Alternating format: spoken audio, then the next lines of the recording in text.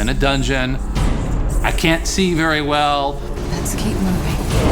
Things are jumping out, big spells, fighting evil creatures, killing people. Things are appearing and doing headshots. Things are rising from the dead, and you are into it. Hunted's a fast-paced game with a lot of depth. We work for the Lord Mayor of Dyfed. We talk about telling a dark story, but we wanted to make sure that our player was going to experience really diverse environments. Terror's down there in the dark. It was just kind of, me and Rob, our art director, getting together and kind of talking about what would it look like, what would the technology be like, and that's kind of the way that the game evolved. When we first started working on the project, it was important to come up with a style that wasn't as clean as classic high fantasy games can be. We know the place. It just felt like a true Middle Ages-like era. It would be dirty, things would be worn, untended, and so things are crumbling and falling apart. We try to tell the story with the environment. The wear and tear, the grime we put on it, we try to give that sense of history. You come into an area with ancient ruins of some civilization that used to live in an area, but it's about giving the world this richness and this life that is larger than the span of the game story we're telling. There are different engines that people use for different things in the gaming business. In this particular case, we use the Unreal Engine.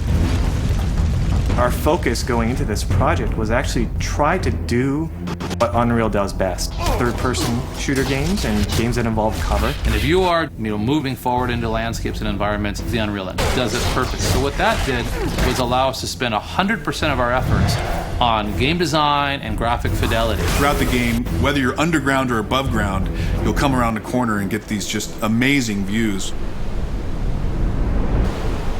We want to have a heavy element of verticality in our levels. As a ranged character, sometimes being up in a post is the better area because you can get a view.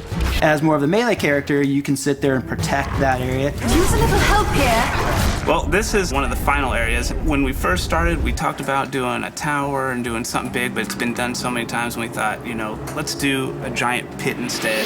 There might be a little bit of a spider problem down here.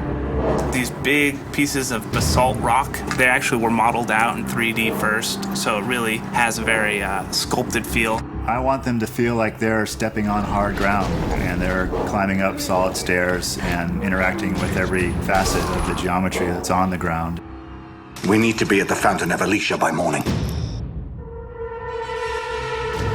It's not so typical in a console game to be able to create your own world. But I can't thank you enough. What happens if I could build my own dungeons? And that was the founding principles of Crucible.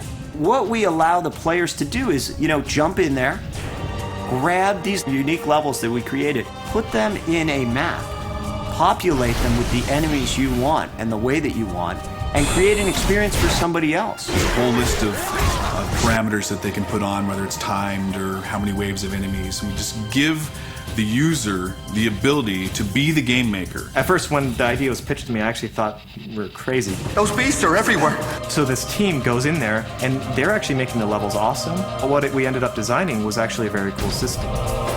When users fire it up for the first time, they're not going to be intimidated, and it's very straightforward to use. The spark for Hunted comes from a lifetime of making and playing fantasy games. We have this tremendous love for the richness to the world. Every rock, every bit of dirt, every tile of broken pottery, every wall, every bird. It's immersing yourself in this world and this experience, the emotional attachment to the world. It's a roller coaster.